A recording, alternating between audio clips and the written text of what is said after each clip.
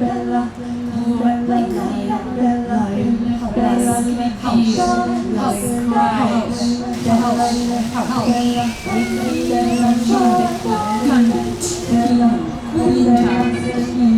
écrire avec le crayon, écrire avec le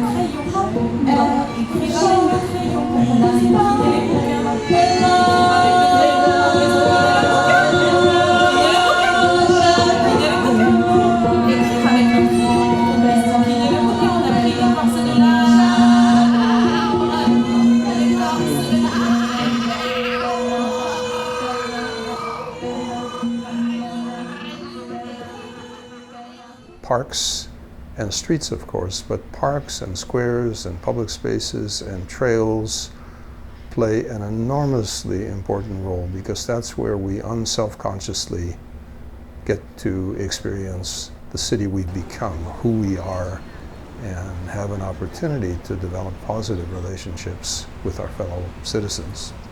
They function as our backyards, they function as our gathering spot, whether for social reasons or even political reasons. So they're all about what makes a city livable, right? The great cities have a number of qualities to them, jobs, transportation, but great cities also have great park systems. In a low-density city, you can sort of be frivolous about space. You don't really worry about how tightly you design the urban environment. But as the environment becomes denser and denser, we start to say, wait a minute, no space is frivolous. Every space needs to contribute to delivering on a quality of life objective. The old model of setting aside a parcel of land to create a park like Central Park just isn't possible now. Cities are way too developed. That land doesn't exist. What is out there are these residual spaces created through a variety of different circumstances, and in a lot of cities, land that was once used for industry and manufacturing has fallen into disuse, and so some of that land is available. In the last 20, 25 years, as city builders looked around and said, where do I have places where I can accommodate, new amenities that will help me to grow my cities?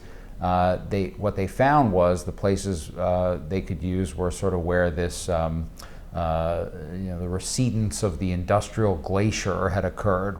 We have gone in many of our cities through a period where we've been focusing on how we can better use existing built-up areas. So in Toronto, our warehouse district has been transforming into a neighborhood. As it transforms into a neighborhood, we've had this challenge that it was never planned as a neighborhood. It was actually an industrial area.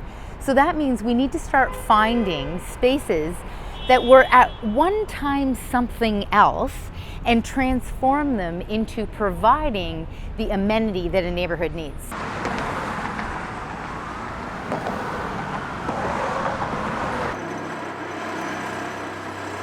Building a park on waterfront piers definitely comes with constraints. One of the biggest constraints is the piers themselves, both from a weight perspective, right? You can only have so much weight of load on those piers without worrying about the pier collapsing. The other thing is that the piers themselves are 5 acres. And so we've got 5-acre blocks, in effect, where we can do something. In approaching these post-industrial spaces, obviously there are constraints, and constraints often become design opportunities. In the case of the Bentway, what we inherited is a space 5 stories high, 14.5 meters high, a great urban canopy, which you could never afford to build from scratch. It's a roof forming a great civic living room, almost 2 kilometers in length, 24 meters wide, and sitting right next to the National Historic Site of Fort York. As it goes along its length, the characteristics change from area to area. So from the west, we have Strawn Avenue passing through at a higher level, like a mezzanine, which gave us the opportunity to develop an urban amphitheater playing off Strawn. We then come along the edge of the fort and the visitor center. That created another set of constraints and opportunities. Then we had to get over Fort York Boulevard, which became the pretext for an extraordinary iconic pedestrian cycle bridge. Underpass Park, which Waterfront Toronto developed in the West Don Lands communities, great example of that.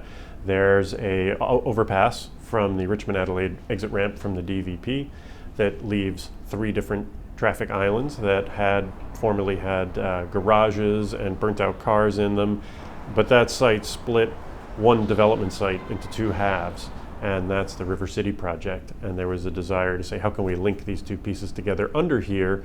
And we talked about a variety of things. Should it be a retail building? Is there some kind of structure? And I think the feeling was, no, let's make it an open space, because it actually was kind of a long linear space that followed the underpass. And what that created was a kind of public space with a roof. And we tried to take advantage of that in a number of ways. So one of the buildings that's going up next to River City is an affordable housing complex with seniors housing and with family housing. So we thought, what a family's going to do on a rainy day who have kids. Kids still want to get out and play. Let's put the children's play equipment in this park opposite where the family units are going, and then let's line it with benches, not just for the parents of those kids, but for the seniors. Seniors love to be able to watch children, so they can all come and do that on a rainy day.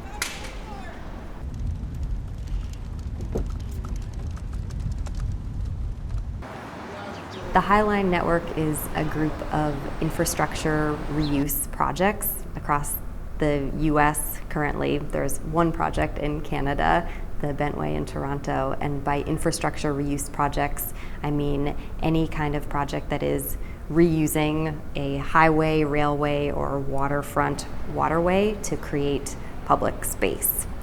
And so the network is comprised of these projects and the leaders of the projects, so it's really just as much about the people as the physical structure.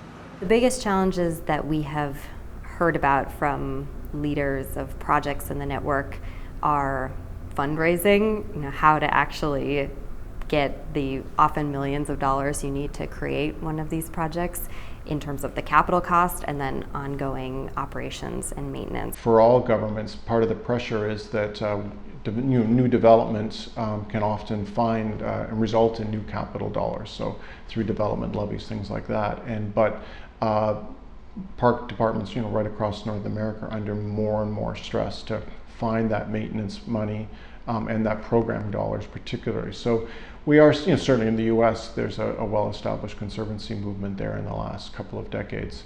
But it is starting to emerging now in Canada as well. So we had the first park conservancy in Assiniboine Park in Winnipeg, and the second park conservancy now in Toronto with the Bentway. We're very familiar with a lot of the work that goes on to use public and private financing in some combination or another in order to identify new funds. And that makes sense. You build a park, it's like a piece of urban infrastructure, and it creates the value for real estate development, it creates the value for businesses to come and be attracted to a place, and so some of the resulting revenue that comes from that you can plow back into actually creating the park. It's what's often referred to as tax increment financing or value increment financing, and that's a vehicle that's used all over the world to create transportation and water infrastructure, and increasingly it's used to create parks as well. Unlike other parks in the city, it had to be a self-sustaining park, and so the park had to generate revenue in such a way that it would allow the park to be fully funded maintenance operation annually. And so 90% of Brooklyn Bridge Park is parkland, and 10% is development projects, some residential, some commercial, a hotel, that pay direct revenue to the park to cover the park's entire maintenance operation budget, as well as the cost of protecting and preserving those wood piles that hold up the piers to ensure that the park has stability for the long term. And so in effect, it is the ultimate public-private partnership where you are having private resources pay for an exclusively public good.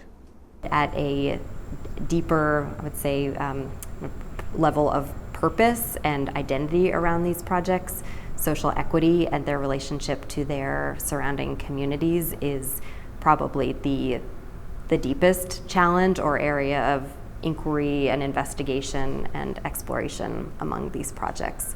So we have seen with the High Line that the project has created tremendous economic value for the city of New York, and we're now in a place where we're wanting to make sure that it is a place where New Yorkers feel welcome, and folks from any part of the city, and especially from the adjacent neighborhood, want to come, want to return to, and where they see people like themselves on the High Line.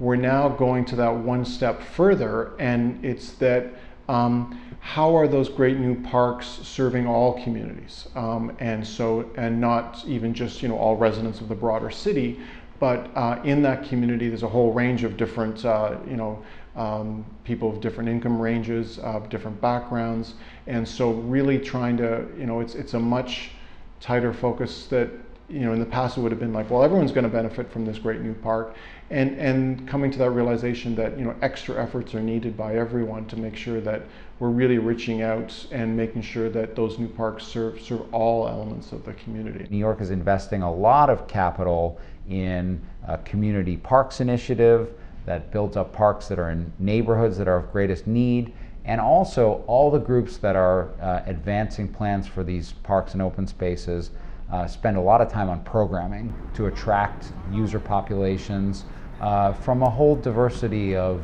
walks of life. And that lesson has been learned from cities around the world that really grapple with these questions of growth and displacement. This is how you deal with them in parks as well. For these projects to be viable in the long term, they cannot simply be top-down.